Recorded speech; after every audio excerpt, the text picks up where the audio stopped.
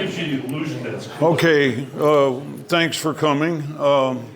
The theme of what we're going to be talking about is very evident in this picture. One of the items is if you see a bracket home signal there,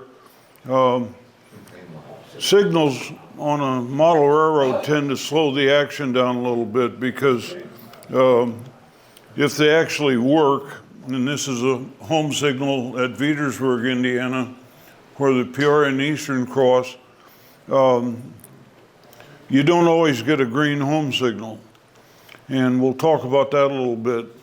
And this goes to the ozanich rule. There's a wonderful guy that unfortunately is the late Jack Ozanich, that was so passionate about his career as a railroader that he tried to imbue that into the rest of us.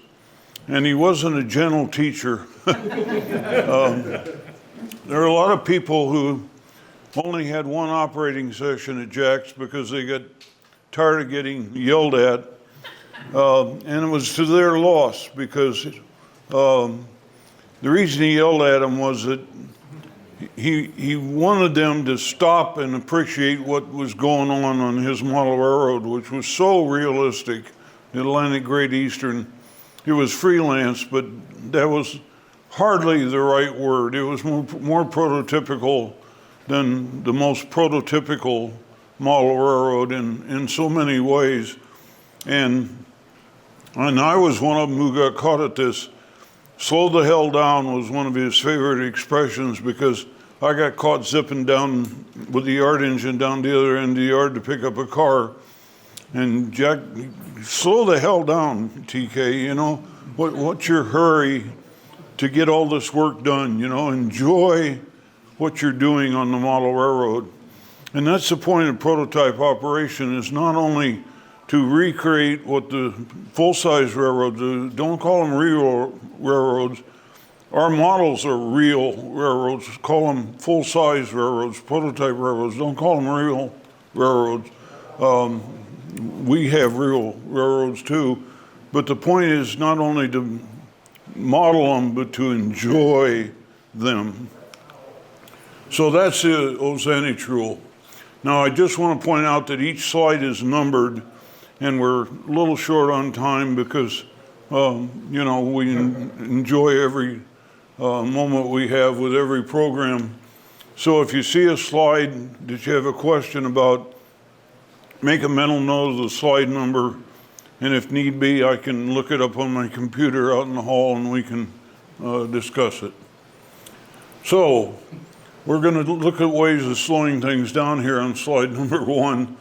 Speed restrictions, for example, the nickel plate, for some reason said that if you have a loaded hopper, not necessarily a loaded gun, but a loaded coal hopper, 35 mile an hour was it. Apparently they had some bad experiences with that. Every rule comes from a bad experience. So woe betide the yardmaster on my railroad that sticks a loaded coal hopper in MB-98 or KC-44 because suddenly these hot shots are drags. So we watch out for things like that. Water stops, we'll talk about that. Why is that an important part of this? And interlocking plants, I kind of hinted about. This is a greater nickel plate. Most of you are as familiar with this as I am. Main line from Buffalo to Chicago, and the old Lake Erie and Western from Peoria up to Sandusky. But the part, and then of course the 2 north-south lines in Indiana, and then the Iron Cross over there in Ohio on the right, the Wheeling. The part that I'm interested in is where I grew up as a kid, and that's part of the cloverleaf that ran from Toledo down to St. Louis. It was part of the great narrow gauge effort that was going to run from Toledo all the way down to Laredo, down in Texas and into Mexico. And as stupid ideas go, that was right near the top of the list.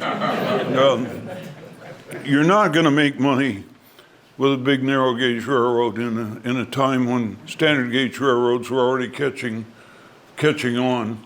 But fortunately, at some point in time, in time to save the railroad, they standard gauged it, not all in one day, which we've heard some rumors about, but pieces of it were done all in one day by just putting wider ties in and some spikes in, and you could do a lot in a day. But it took quite a long time before you could run a train all the way from Toledo down to St. Louis on a standard gauge freight car or locomotive. The two big arrows are the two division points I've modeled. The one on the right is Frankfort, Indiana, and that's really an important town to the nickel plate. Frankfort and Conneaut were the two big shops on the nickel plate, and that's why the two big guys in the restoration of 759 were Joe Carroll from Conneaut and Dale Moses, roundhouse foreman, maybe more than that, from Frankfort, Indiana. And I was involved with Rehor in getting Dale back in the saddle for 759. The other arrow on the left is Charleston, Illinois. Everybody thinks because I was a co-founder of the Nickel Plate Society with Glenn Pizer, unfortunately the late Glenn Pizer, that I know all about the nickel plate, but my expertise, if I have any at all, is really on the cloverleaf and particularly on the St. Louis division, which runs from Frankfort through Charleston down to St. Louis. And even my knowledge pales in comparison to that of Steve Grigg, Steve Grigg did the nickel plate archaeology column in the magazine that all of you have enjoyed. I'm sure Steve's taken a little break, but I'm hoping he'll be back in a year or so. The smaller arrows below the big arrows are the towns that I've actually been able to model. Bill Darnaby, who's pretty well known for the Maumee route, gave me a goal to shoot for, and that was 10 scale miles of main line. Well, that's 600 feet of main line. And there's no way to do that in an average basement without a double-deck model railroad. And I really wasn't into double-deck model railroads. And Bill said, well, I'm not either. And I said, well, you kidding me? You got a basement full of double-deck model railroad. And he says, oh, but I like what they let me do. Bingo. But I still screwed up the design. So a fellow named Frank Odina stepped in and said, let me have a shot at it. And he came up with a good plan that got me not 10 scale miles, but he got me 8 scale miles of mainline railroad. So it turns out that that's enough to get me by. So what I was trying to do was to build a time machine. I grew up in Cayuga. Cayuga is the way it's pronounced on the nickel plate. Any town on the cloverleaf that ended in A is pronounced IE to the railroaders. So Neoga is Neogi. Cayuga is Cayuga. I have no idea why. Steve has no idea why, but that's the way it was. But not to the local people. They called it Cayuga or Cayuga, you know, they various ways of saying that word, but not Cayuga. But I was just a little kid, so my thinking was that if I built Cayuga accurately enough, and when I saw trains going through there on my model railroad, if it brought back memories of Cayuga as I saw as a kid, then if I built the other towns that I didn't get to see trains go through equally accurately, at least as much data as I had, it would be a time machine. I would be able to see what trains actually looked like in the 1950s. And that included this bridge over the Little Vermilion River, right on the Illinois state line between Cayuga and, if you're in the nickel plate or a local, it's Humrick. if you're a Milwaukee Road guy like Larry Ratcliffe here, it's Humrick. And I'm not sure who's right. But at any rate, I've seen this bridge, but I never saw a train go over it. And the only S2s or 3s that ever went over this bridge are nickel plate 759 and the S2. The Cloverleaf District and the St. Louis Division only ran Class S and S1 Berkshires. And they ran all of them except for 739, the very last one. It had ATS and stayed up on the Chicago Division. But 700 through 738, all of them went up and down this line and also on the Peoria Division. So, and they also made really, really good use of H6, some H5, but mostly H6 mics. So I really wanted to see this scene come alive. And so that was a good reason to build a model of this railroad. This is my hometown of Cayuga. When I was a kid, I used to sleep out in the backyard in a sleeping bag. And as soon as my folks' bedroom window light went out, boom, I was gone. And so I went down to this tower, and there was a guy named Robinson that was down there as a night operator. I went down to help him run the tower.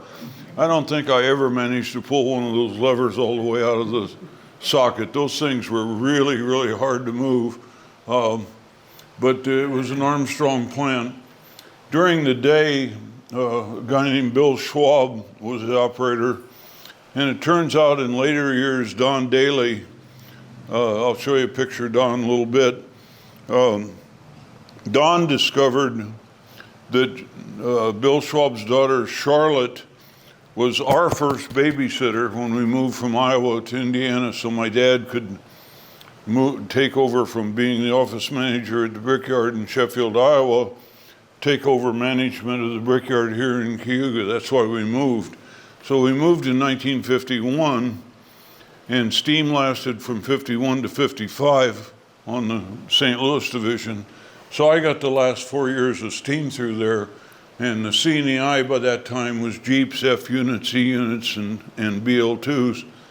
So I got a chance to ride a BL2 around there. And then I moved to Michigan City, Indiana, and the Monon had BL2s.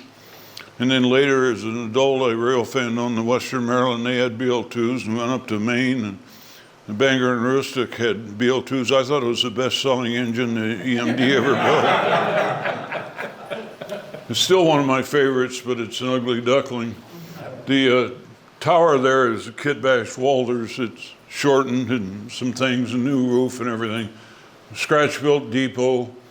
The Fable House Hotel, which still exists, the other two buildings are long gone, is photographs of the walls that I've laminated onto a plastic core and then scratch-built the porch.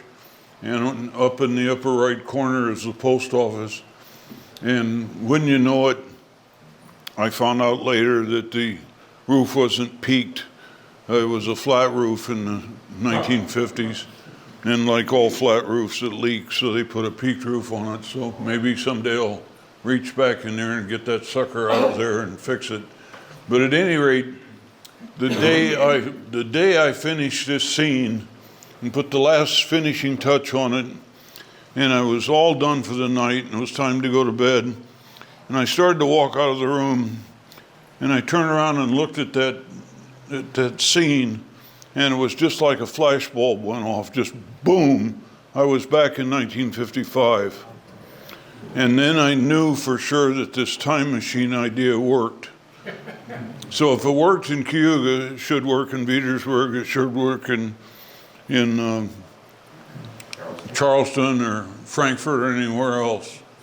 Now, on model railroads, because of railroads like John Allen's famous Gory and Defeated and Alan McClellan's Virginia and Ohio, and then I came along as a wannabe with the Allegheny Midland. Mountains became kind of a big deal in model railroading for a while.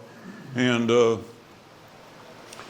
Yeah, they have a purpose. I mean, they let you hide turn back curves, and they let you hide the railroad behind a ridge and stuff like that that is a little harder to do with a flatlands railroad. But the plains, the prairies, have an elegance and a beauty all of their own.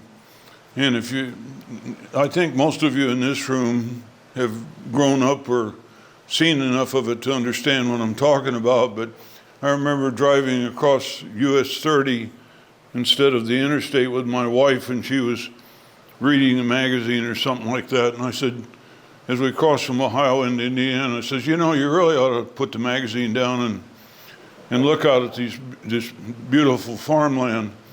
And without even looking up, she said, I saw it in Ohio. So you're not going to win them all.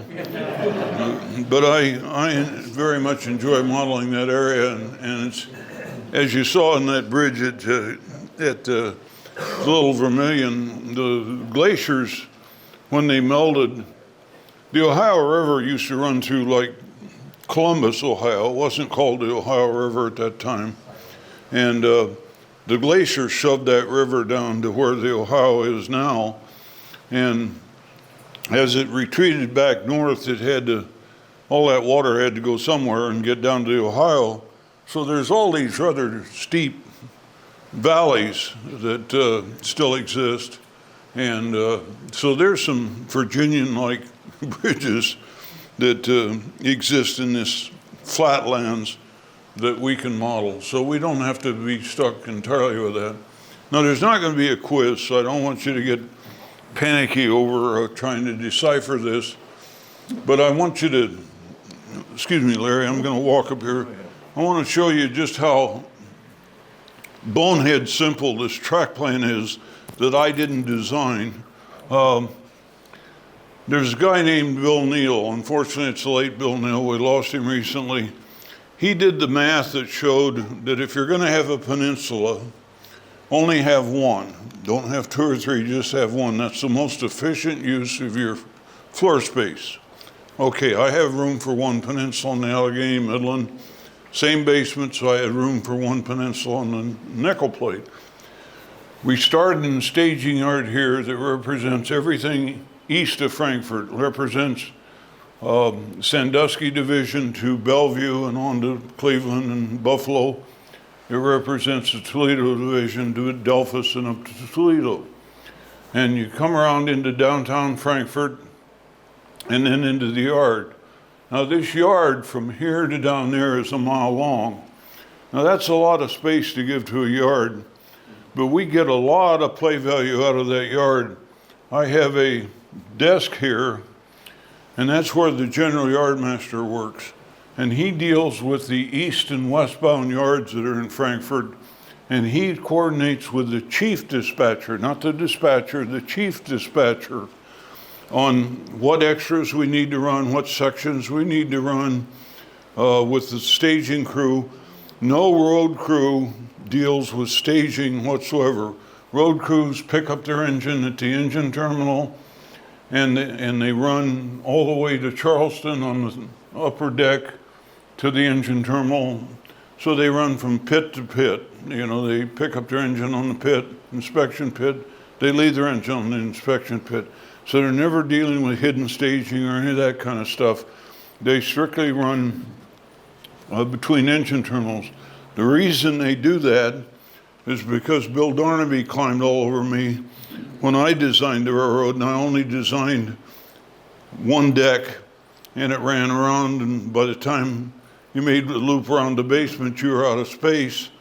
So I ran into staging, and Bill said, You're halfway over the division. I said, yeah. He said, that's like walking out halfway through the movie. Well, that's a good point. So you need another deck. And that's where we had the two deck conversation. And that's where Frank Hodina, who runs resin car shops, and Frank came up with this basic plan. I've tweaked it a little bit in important ways, but not something that you'd not recognize. If you saw Frank's plan and saw my plan, you'd say, Yeah, that's Frank's plan. You know, they're very similar. So we simply come into Frankfurt and we have the general yardmaster, we have the eastbound yardmaster, the westbound yardmaster, we have a roundhouse foreman that gets all the locomotive power ready depending on what train it is, a mic on the local usually. The Berks, I have some real heavy brass Berks, and the railroad climbs westbound. It's a continuous spiral. There's no helix, it's just the whole railroad is a spiral. So I stage the heavy brass Berks here in Frankfurt, ready to go westbound. Same thing with the heavy mics. So you've got those guys, you've got a soybean plant job, you have the commercial engine that works all the local industries. Sometimes we have a swing guy in the yard that's cross-yarding between the two because every caboose is designated to a division. So you got to swing the inbound cabooses over to the east-westbound yard so that they're ready to go back west, etc. And then you got the staging guy that's working trains coming in and out of this staging yard, and he's also working trains coming out of Peoria staging into Frankfurt as well. So he's a busy guy. So you got all that activity going on in this yard, and we haven't run a train yet. So we get a lot of play value out of this yard. And you simply go around the peninsula one time through Linden, Indiana, and by that time you're up high enough to get up to the second deck, go over the Wabash River, come through my hometown of Cayuga, a live interchange with the Chicago and Eastern Illinois, go across that bridge at Humrick I was telling you about. Now we're up on the second deck, we've crossed into Illinois. You go around the peninsula a second time through Metcalf and a live interchange with the B&O. By live, I mean the crew actually operates it. There's enough staging back here in the dispatcher's cubby hole. That cubby hole back there in the peninsula, that's a big, I mean, it's a 42-inch radius curve. That's a big area back in there. You got to duck under to get there, but once you're in there, you got a lot of space. That's a nice area. I'll show you a picture of it.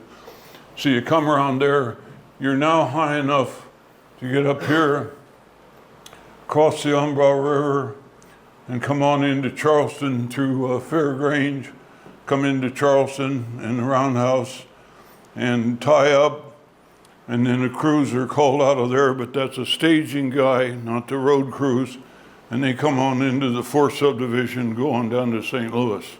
So you get a lot of play value out of the track plan. This is Frankfurt. This is probably only second to Bellevue as the most busiest yard on the nickel plate. You see the Berks are double heading. That's not at all because they needed the power to get the freight train over the railroad. That would be they wanted power in Lima or Bellevue, and that's why you see the double header. This is Kemp's Canning Factory. If you've ever seen Kemp's Sunraid tomato juice, that's probably the main plant that had it. This is the diesel fuel tanks there. The coal dock is still there. It still has the nickel plate herald on the north side. The reason is that you probably didn't notice in the budget, but we have endowed a chapter of the NRA to station a rifleman on top of Kemp's, and anytime an NS guy climbs up there to paint it out, we have him take a shot at him.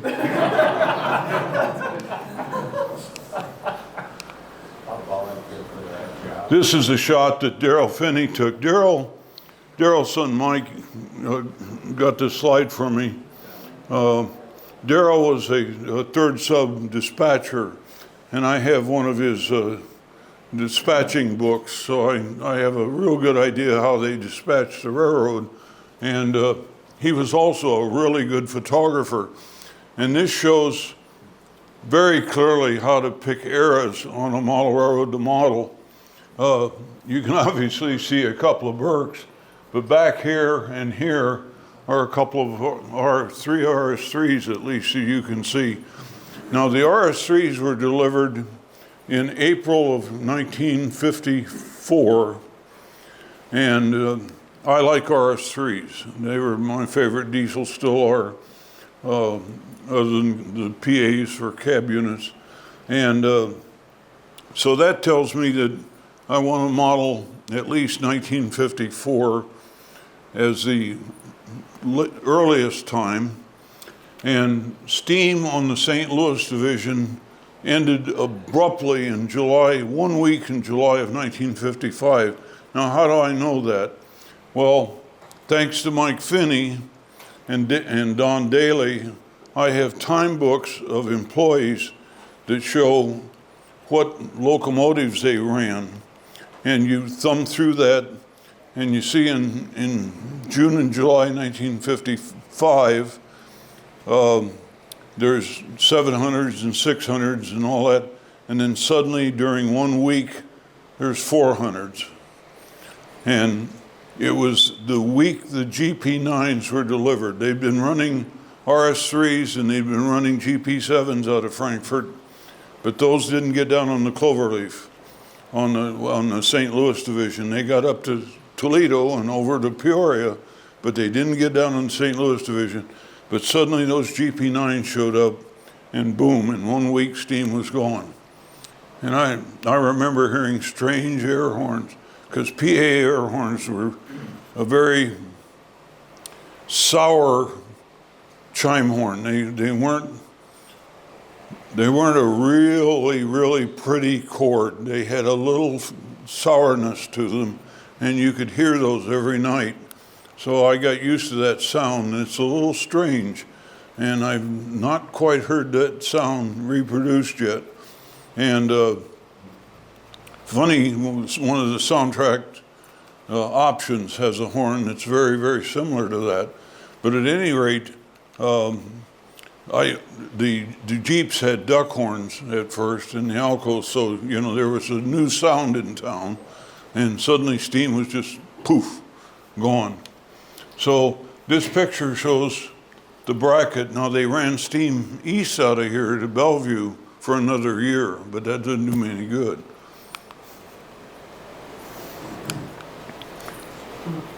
Here is my model of that same scene in Frankfurt.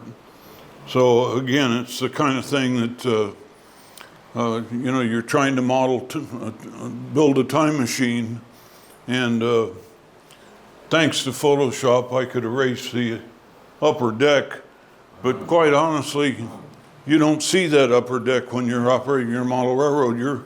You're focused on the engines and what you're doing. You don't see ancillary things, that they don't bother you much.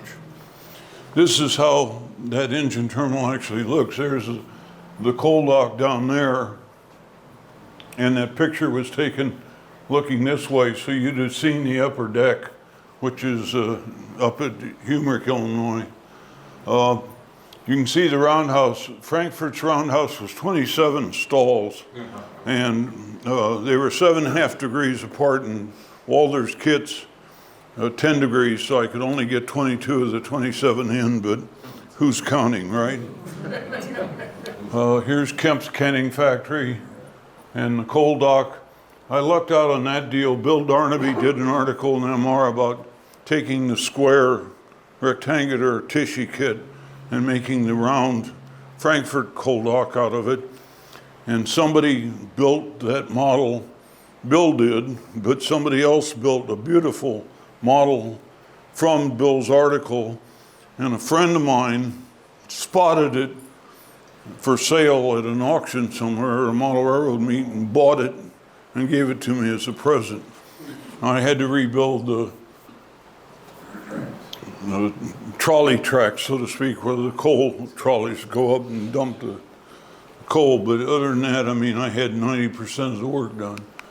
So now we dispatch the railroad with timetable and trainer operations, just like the nickel plate did. I have actually Form 19s from the third sub. I broke in as an operator, but I never accepted the job because my wife got wind of what that entailed.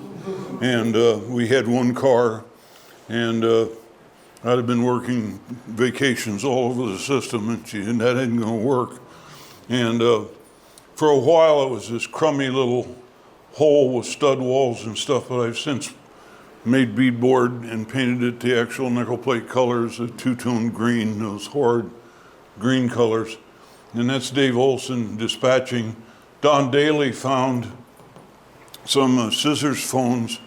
I don't think the dispatcher's office used them, but the operators did. And I got 2 of them. I needed 3, so I had to buy one new off the internet market. But we have an authentic telephone system. Only the 2 operators, one for each aisle, talk to the dispatcher. The train's crews don't talk to the dispatcher. They talk to the operators. And that's the way it should be. Train crews shouldn't be chatting with the dispatcher. So, and we have a real train sheet here as an example of how the nickel plate did it. And I have photocopies, full color copies of nickel plate train sheets that we use. So everything's authentic. The superintendent's office at Frankfort, his office upstairs, the dispatchers were down here, and I used to go there every Sunday. My wife ran the nursery at the Methodist Church, and I wasn't going to sit in church and let the minister said, "You need to reform your ways," you know. I figured he'd call me right out, so I'd look guilty to start with. So I beat feet over to Frankfort every Sunday, and I'd either sit in the dispatcher's office or I'd ride around in a switch engine with Don Daly or one of his buddies. So that was my church on Sundays. And this was a building it was added on to several times over the years. And it had these distinctive triple windows. There were like 9 of them. And I noticed this Walters kit had this triple windows. Now, the way you remember these things is, I'm sure you all do this, you sleep with a Walters catalog under your pillow, right? Right? But you only get 1 window like that in the kit, and the kit's $55, so you got to buy 9 kits. Well, I found a guy in Texas that made some plywood copies for me. So here's the prototype. And some years they had these vines growing up, which is wonderful because that hides some seams when you start kit bashing this Walters kit. Still took me 3 of those kits to do that. But even a real good Craftsman kit for $150 is about the right amount of money that you'd pay. So that's my dispatcher's office. It's a little shorter than the prototype, but the prototype kept expanding over the years. So, but in the 50s, it should be a little longer than that. This is a stand-in for the Monon Tower. There should be some semaphores coming up there to control the Monon crossing there, but that's a future project yet. The 2 operators have their own desks, and this is one of the authentic nickel plate telephones that I got my hands on. And this is an actual vacuum tube amplifier for the telephone system. You can still buy these suckers on eBay. Second mortgage stuff, but and I got a whole box of tubes, but so far those tubes are rugged. I mean, they last. So we haven't had to replace a tube yet. So that's the operators. This little panel here, anytime a train goes by a depot, a CTC bell rings and a light goes off.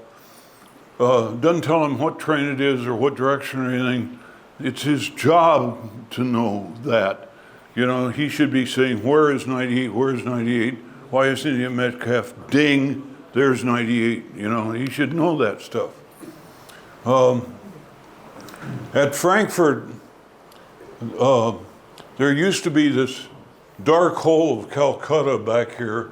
There was a siding that fed a power plant that nobody, not one person on my crew knew where it was, that it existed. And a company called Barina makes these 2-foot, 30-inch, and 4-foot long LED fluorescent-like fixtures. They're not tubes that you snap in, they're whole fixtures. And they're really light, and they're really bright.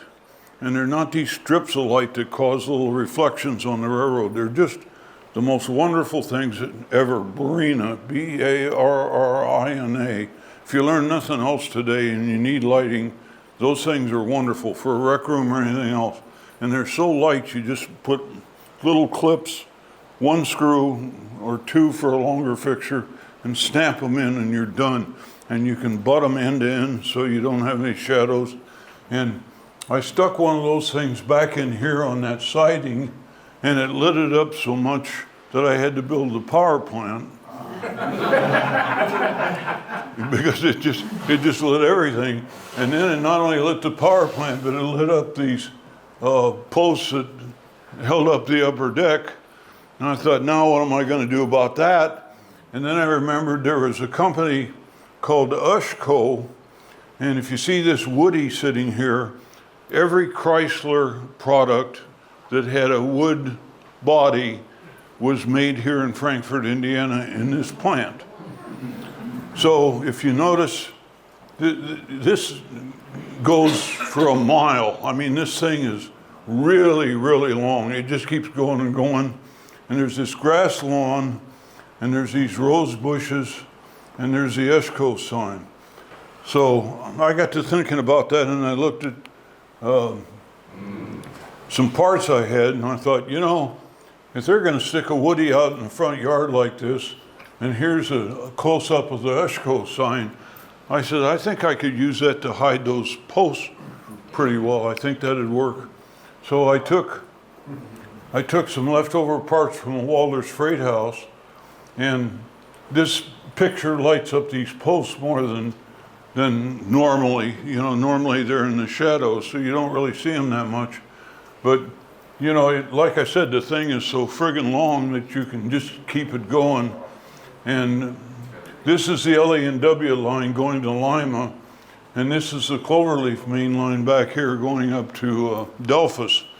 And in real life, the LA&W went straight out of Frankfort to the east, and the Cloverleaf went to the northeast, and there was a balloon track that connected the two. So you could actually go out of town on either one and turn around and come back and go the other way. But I didn't have room to do that, and I had no reason to do that anyway.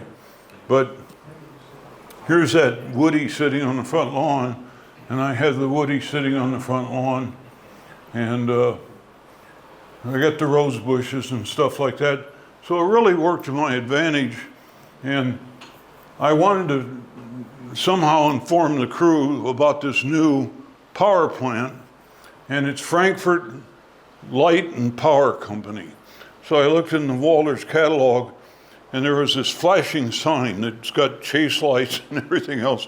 It says City Light and Power, not Power and Light, but Light and Power, just like Frankfort. So I put this sign right here, and here's the chase lights and all that stuff. Just grossed my crew out, big time. But everybody now knows where City Light and Power Company is. And it was close enough to Frankfort Light and Power, so now I don't even turn the thing on because everybody knows where that siding is now. So at any rate, that one 2-foot long Barrina LED fixture caused all of this to happen on the corner of the railroad. So those things are marvelous.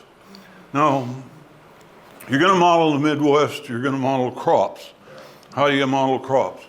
Well, back in the 50s, this is the way a soybean field looked. Now, today it's just a green carpet. But back in the 50s, you had to mechanically cultivate the field. Now, what does cultivate mean? Cultivate means weed. So you had to drive the tractor down between the rows of beans, and you had to pull a cultivator, which is like a little hoe, or a little plow, I mean. And it would cultivate the weeds out between. So what's the spacing on that? I was doing some research, and then it dawned on me all I had to do is get a model tractor and stick it down there, and that's the spacing, because no matter what the research showed, if your model tractor doesn't fit, it's going to look stupid. So now how do you model these beans? Well, there's a guy named, oh, we'll skip this thing. This original image, this is a cropped image. Never mind. That's a joke. Anyway, there's a guy named Jason Clockey.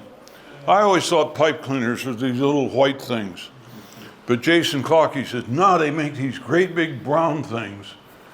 And he said, you just spray them with spray glue or hairspray and coat them with leaves, and they make perfect soybean fields. Oh! Now he's in Iowa and a professional railroad engineer, but beautiful modeler, models the Chicago Great Western. And so they make great soybean fields. Wheat fields you can do with mats. Now, corn, JTT makes these corn stalks, you plant them. And that's called negative farming. For every acre you plant, you lose about twice as much money as it costs to plant them. That's probably, that little field of corn is probably $100 or more of corn. It is expensive. Now I'm doing a no scale and it's really expensive. But at any rate, and here, this is all going to be a cornfield, but now this little field over here, that tiny little patch is corn, and this great big field is beans because I can make those for nothing. So at any rate, and they go quickly, you can make them. And all these beans, they come to this plant in Frankfort, which is still there and still very busy. It's ADM'd, I think, today. But back in the late 40s, when this plant was built, into the 60s was Swift. At least it said that on the side of the plant. I need to letter my model, but it's just an easy kit bash. But this is a wonderful industry. You got 5 tracks. The one closest to the building is chicken feed from the husks and stuff on the beans. And back here they unload a chemical called hexane. Now hexane is good for 2 things. The first thing is that if it leaks and settles in a low spot and the car or something backfires, it'll level an entire city. And that happened in Indianapolis. The second thing is it'll dissolve the husk off the bean. The next 2 tracks, 4 and 3, are where the beans are dropped out of the boxcars, but they do that poorly, as you can imagine, because boxcars have flat floors. So when those cars are kind of emptied of beans, they shove them around to track 1, where these tank cars are, which shouldn't be there, but they're just there for the moment. And a little old lady with a broom and bushel baskets sweeps them into the bushel baskets, puts them in her pickup, and drives around to the office building over here and sells them to the main office. And that's how she makes a living. And then track 2 is where the beans oil that's used in all kinds of cooking and food prep is loaded. And there's a power plant in there, so there's a coal dumping pit right in here on track 2 as well. So you got all that play value in a relatively short space. Now, a friend of mine named Jeff Hallowan, that is going to be an increasingly well-known name in the model railroad field, has discovered companies in Europe. One of them is called Polak, P-O-L-A-K, with an oomph over the A. And I had a crummy looking soybean field made with something that Scenic Express called beans or potatoes, but they looked awful. This is before Jason Clockey invented soybeans, but he has found all kinds of neat crops and stuff, including wheat. And even wheat had some tractor paths in it at one point in time.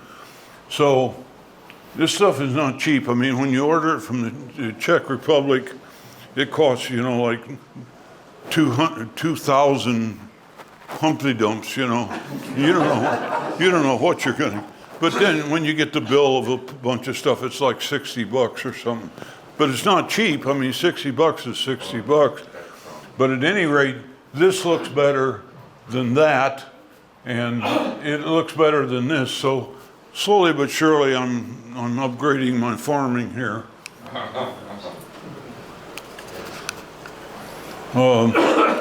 Corn, other than JTT corn, which I think is the best looking, they make it in green, or the fired corn, which is the mature corn. Bush makes a plastic corn. It comes in rows, and it's green, and I sprayed it with a tan color to make a mature, ready to be picked field.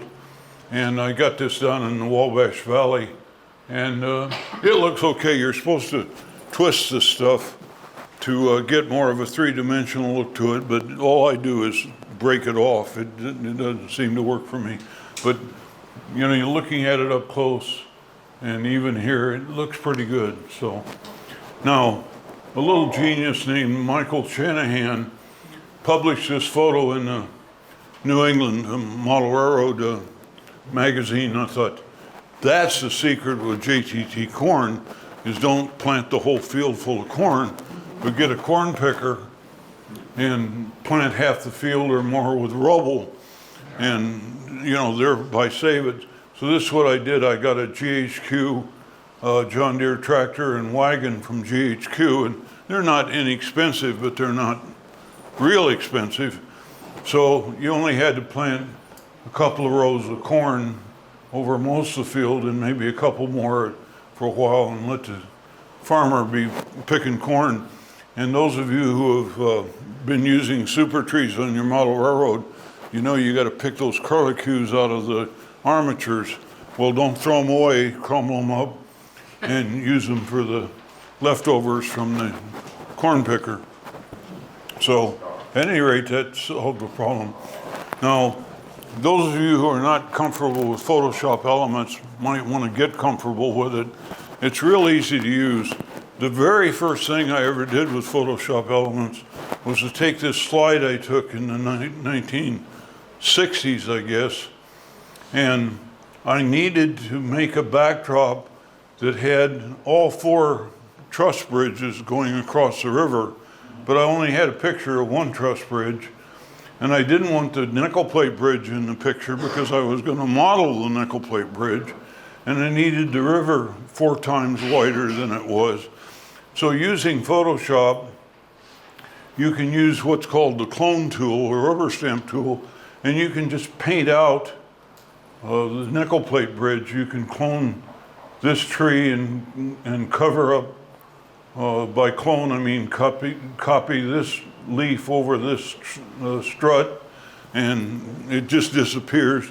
You can copy the blue sky over this, copy the clouds over that, and you can just make this bridge disappear. And then you can copy this entire bridge and do that 3 more times, and you got 4 trusses. And you can also do that with this, with the river, and make it 4 wide. And when you do that, you have 1, 2, 3, 4 trusses going across the river. Now, you're also going to have this exact same tree pattern in all 4 trusses, and you don't want that. So you're going to have to spend a little time getting in between all these bridge members and taking out some of those trees or reshaping or something. But it probably just took me an afternoon of doing that, and the alternative would have been to use an N-scale bridge that I think exists for the background, and that would have been a lot of work and a lot of money, and it would have created shadows on the backdrop that I didn't want. So by doing that, I had a Photoshop photo store print out the backdrop. It was like 55 bucks instead of probably $300 or $400 for those bridges and panes. And that was the very first thing I ever did in Photoshop. So Photoshop Elements, the inexpensive, it's less than 100 bucks for Photoshop Element. And it's just not that hard to do. And there's people online that'll help you. You know, explain, no, do this. I'm one of them. So there's many guys and gals will help you. Now, if you have a big model railroad, You got to decide whether you're going to spend your time or your money on some things. And Veedersburg is a pain in the butt depot to model. The siding, you don't see it, but it comes down and flares out before it gets to the brick. And this fancy trim was gone in the 50s. The colors are completely wrong. This is now a community center. But I needed this model on the railroad. And there was a guy that used to do a lot of articles for me when I edited RMC called Wayne Wesolowski. And he's now a famous model builder for museums and stuff. So I thought I'd like to have an original Wesolowski on my railroad. And I figured he might do it for old time's sake. For $900 of old time's sake, he did it. But nonetheless, I now have the Veedersburg depot on my railroad, whereas it sat around for 9 years as a project that I never quite got around to. So sometimes you just gotta decide whether or not time is more valuable than money, or money's more valuable than time. So in this case, time was more valuable than money. Now, I have a bully pulpit, and that's called Trains of Thought Model Railroader, and I get to whine about things in the magazine. And I whined about automated interchange, and I whined about interlocking in a box. What I wanted was an electronic circuit that would, for example, program the 4 P&E trains that crossed at Veedersburg in the day. And at those times, it would knock down the nickel plate home signals to red over red if a nickel plate train was not within the interlocking limits. If it was already in the interlocking limits, it would wait till the nickel plate train cleared the limits, then it would knock the signals down for 10 real minutes or whatever you wanted to set. And Iowa Scaled Engineering, bless their hearts, has produced this as a kit, and it takes some work. Just all the signal wires alone, wiring up, requires some work. But that's a typical nickel plate bracket signal there. And the reason you get a center green coming out of the siding is that's ABS territory, and that's telling you that the next couple blocks down the line are clear, which if you're coming out of the siding, you need to know that. If this was not ABS territory, that would be probably just a tube head signal, because you wouldn't need to know that. There's some weird things that go on with signals, but at any rate, the purpose of this is to slow down even the fastest trains. Like this is number 10, and I don't know what that other train is, but that could be a hot shot like one of the flying saucers. So they don't get a free ride over the railroad. The tower at Cayuga is where this is Bill Schwab, father of our first babysitter when we moved from Iowa. And this is my model of the scene at Cayuga, same engine, in fact. Now, everything doesn't have to be super complicated. The interlocking plant at Cayuga is no detection, no interlocking, no nothing. The operator simply leaves everything at red over red until a train's coming, and then he'll give permission for whichever way it's going.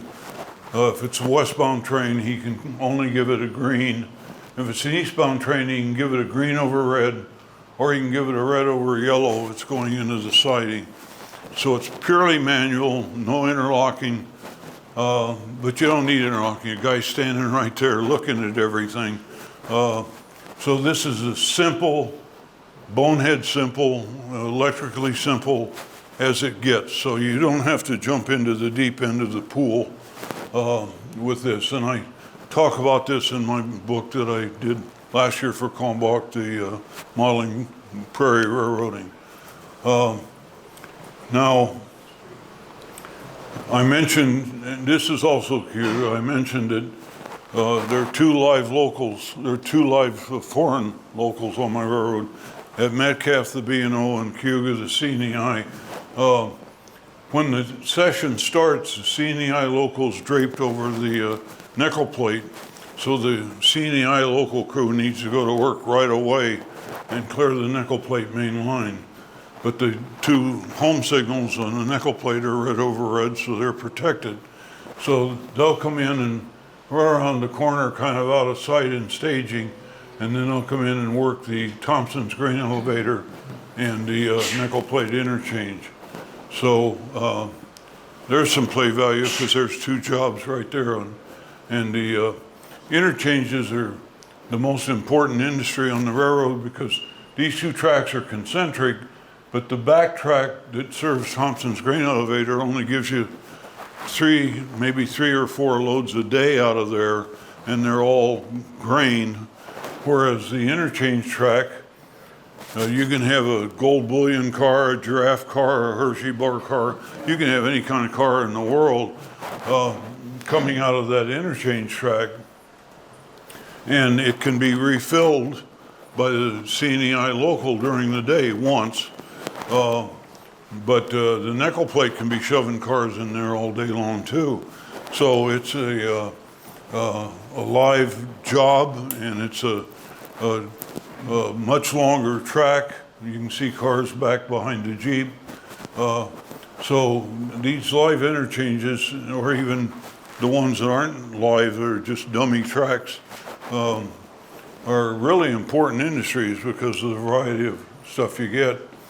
The water tank at Cayuga is a tissue kit, and it used to just sit there like a lump, and I would tell my crews to stop for water at Cayuga, and of course they didn't think about it, and they'd whiz right through Cayuga.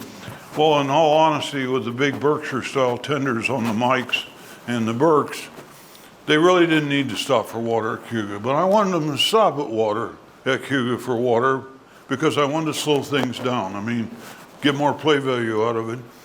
So because of that, I took a Broadway Limited animated water tower that goes up and down, and when it's down, the water sounds play and all that stuff. When they're all done, the spout comes back up.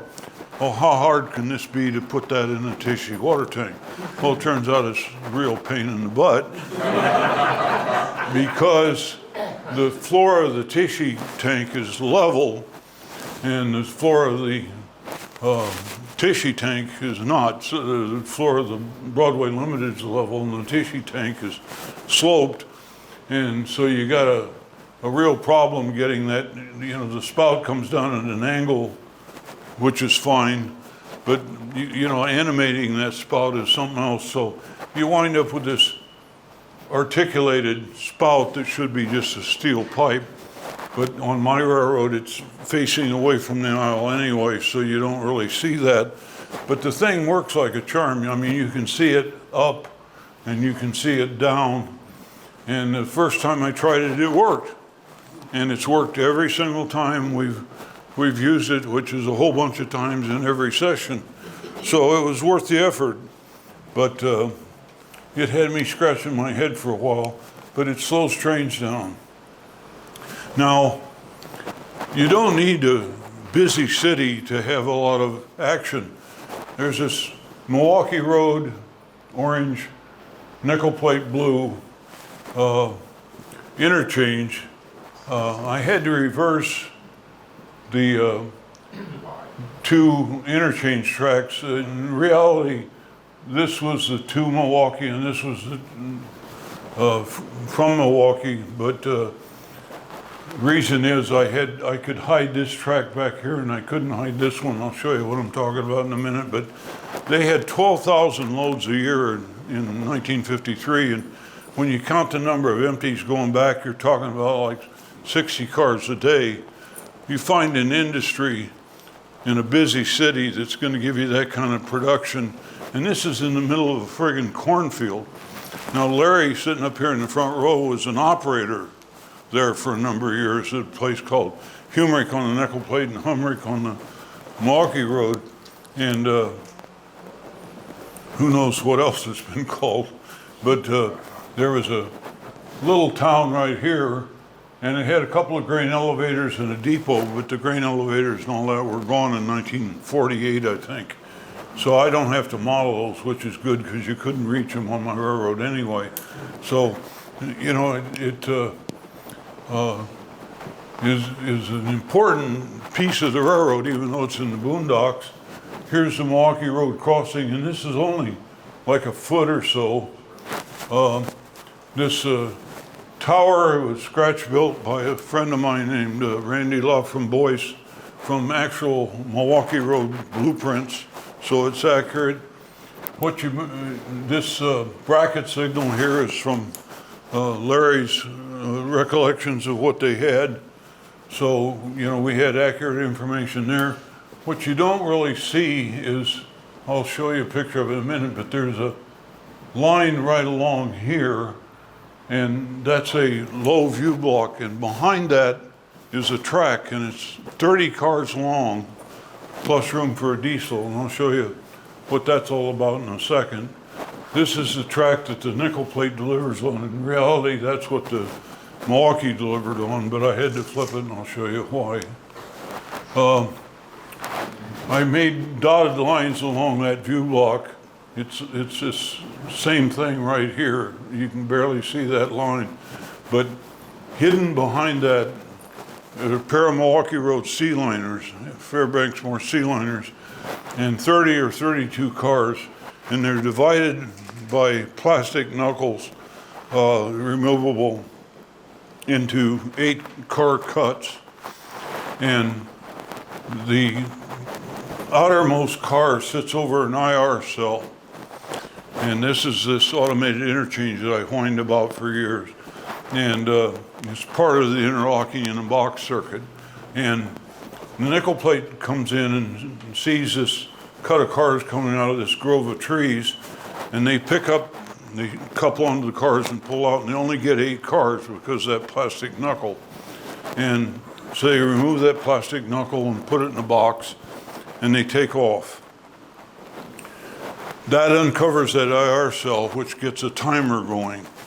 And 20 minutes to a half hour later, it kicks the relay off, and those C-liners wake up, and they start creeping forward, and they shove the next 24 cars down there till they cover this IR cell and stop.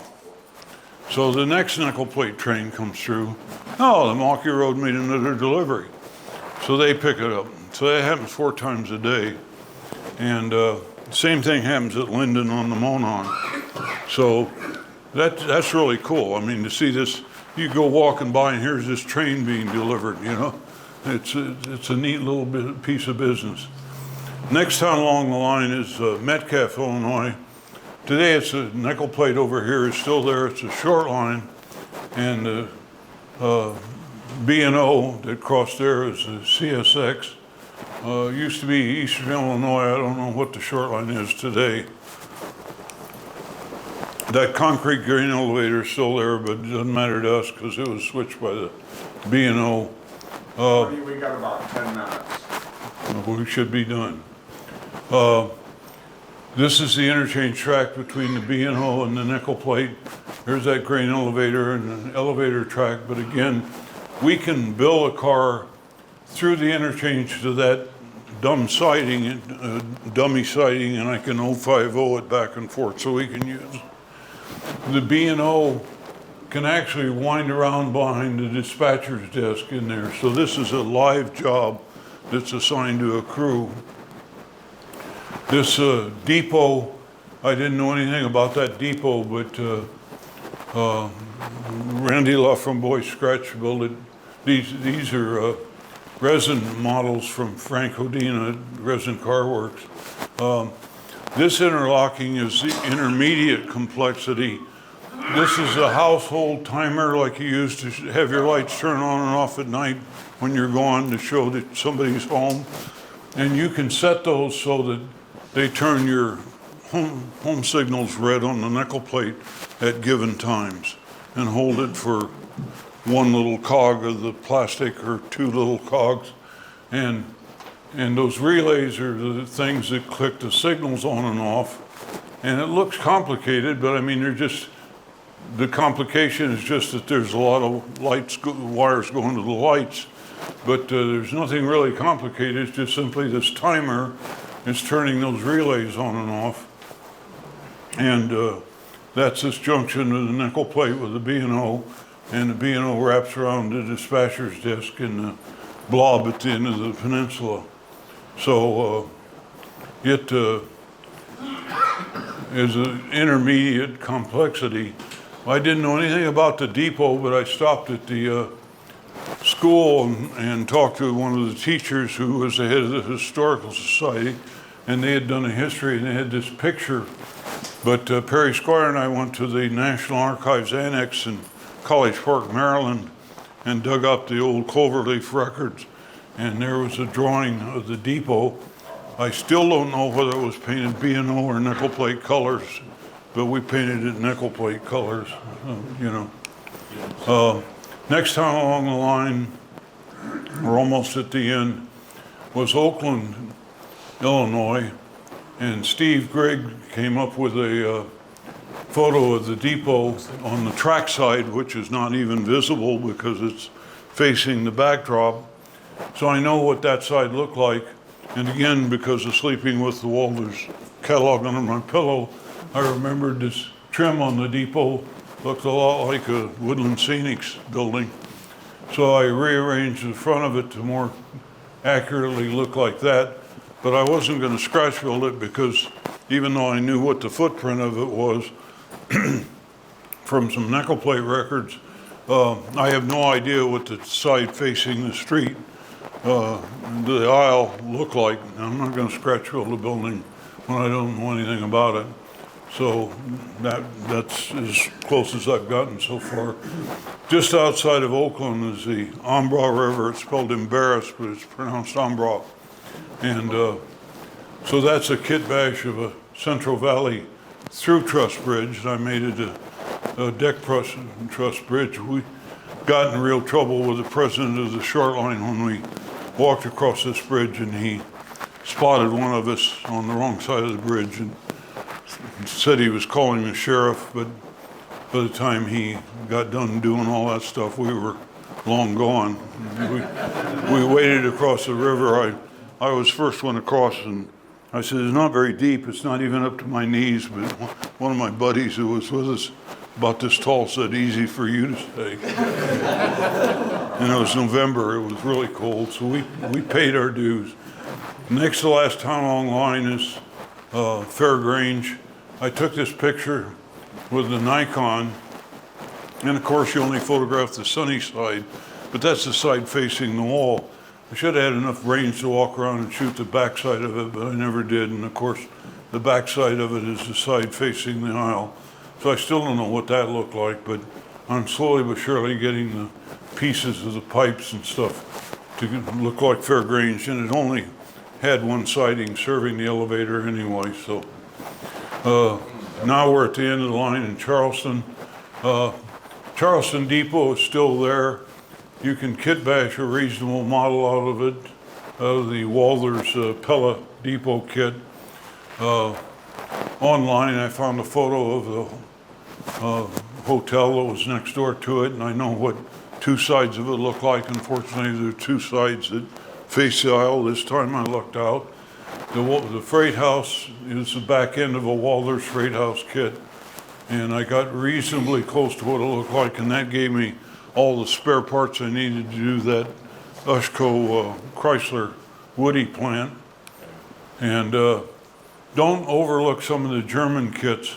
I looked at the yard office in Frankfort and thought that looked kind of Germanic, so I looked in the Faller kit selection and found this at Faller sells, and Model Power and some others sold. And by sectioning one window out and cutting the roof off and redoing the roof and getting rid of all the gewgaws, I got a really about 90% accurate model of the building. So you know, that worked out really well. And then the concrete is just a City Classics piece. And the coal dock is a stock overland brass import. I used to have the staging yard at the 4 sub staging up there. Used to be hidden. That was my philosophy. The Sandusky division is hidden underneath here, as is the Toledo division, which you can reach by going around the backside of this. And I was real happy with that, but it got to be kind of a pain with the control panel that you can't see. The lasers don't work with television screen.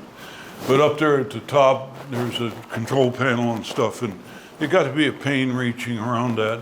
So I decided I was gonna open that up. So the 4 sub now is fully opened and some scenery there. You don't really notice it when you're working down here or down here. And it's just a lot more pleasant to work there. And all the turnouts, the switches are hand throws. They're not, no more control panel. So it just made life a whole lot more pleasant. The other operator for the Charleston end of the railroad, it's got this CTC-like panel, just like the one at Frankfort. You know, ding, 98's on the bell. Again, he doesn't know what train it is from the panel, but he should know. And I just wanted to thank Don Daly, who was the godfather of the 3rd sub.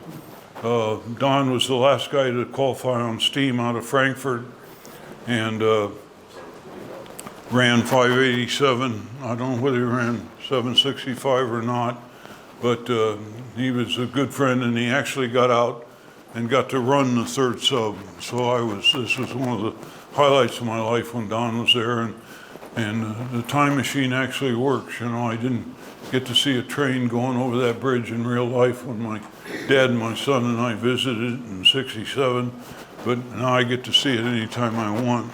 So that the time machine really works now. What lies ahead? There's an article coming up in MR, or Great Model Railroads. Dan Munson took photographs.